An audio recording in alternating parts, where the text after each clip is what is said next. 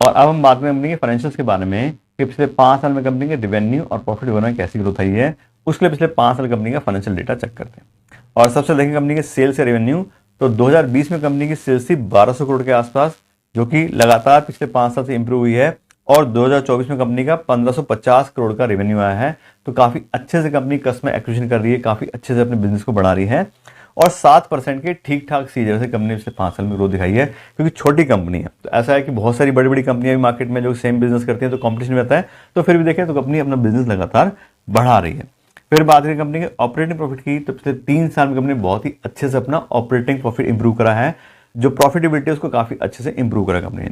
2020 और 21 में 10-12% कंपनी का ऑपरेटिंग प्रॉफिट था, लेकिन यहाँ देखें 2023 और 24 में 17% और 16% काफी अच्छे से कंपनी ने अपने ऑपरेटिंग प्रॉफिट को बढ़ाया है। तो सेल्स तो उतनी ज्यादा नहीं बढ़ी है, लेकिन कंपनी ने अपनी प्रॉफिटेबिलिटी को इंप्रूव कर लिया है।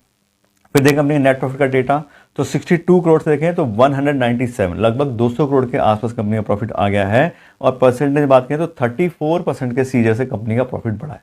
तो उतनी सेल्स तो कंपनी जरूर नहीं बढ़ी है, लेकिन कंपनी का मार्जिन बढ़ गया है, तो उस वजह से कंपनी ने काफी अच्छे से अपना प्रॉफिट इंप्रूव कर लिया है।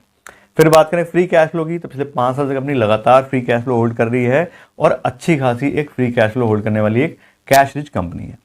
फिर बात करें डिविडेंड पेमेंट की, तो अभी छोटी कंपनी तो बहुत ज़्यादा डिविडेंड कंपनी पेमेंट नहीं करती है, फिर भी पिछले 3 साल से कंपनी ने 15-16% के आसपास थोड़ा बहुत डिविडेंड अपने इन्वेस्टर्स को दिया है। फिर बात करें डेट बाय इक्विटी रेशो की, जो कि इंपॉर्टेंट रेशो होता है, बताता है कंपनी ने कितना लोन लिया हुआ है और खुद का कितना पैसा इन्वेस्टेड है। अगर कोई भी कंपनी ज़्यादा लोन लेती है तो हाई रिस्क की कंपनी बन जाती है, क्योंकि उसको पैसा वापस करना होता है बिजनेस से निकाल के, और साथ साथ इंटरेस्ट का बर्डन भी आता है। लेकिन यहाँ बात करें तो कंपनी का डेट बाय इक्विटी आ रहा है 0, कोई भी लोन कंपनी के ऊपर नहीं है, कोई पैसे वापस करने की कंपनी को टेंशन नहीं है, कोई इंटरेस्ट का बर्डन कंपनी के ऊपर नहीं है।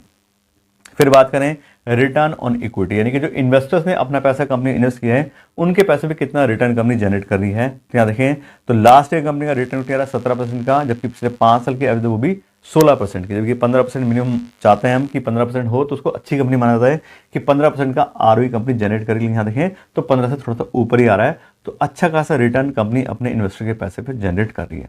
तो कुल मिलाकर देखिए कंपनी के सारे फाइनेंशियल तो मुझे अच्छे ही फाइनेंशियल लगे हैं। छोटी कंपनी है तो बहुत ज़्यादा सेल्स तो कंपनी इंप्रूव नहीं हुई है, लेकिन फिर भी देखें तो कंपनी कोई लोन नहीं है, कंपनी का आरओई बढ़िया है और कंपनी पिछले 3 साल में प्रॉफिटेबिलिटी काफ़ी अच्छे से इंप्रूव करा है।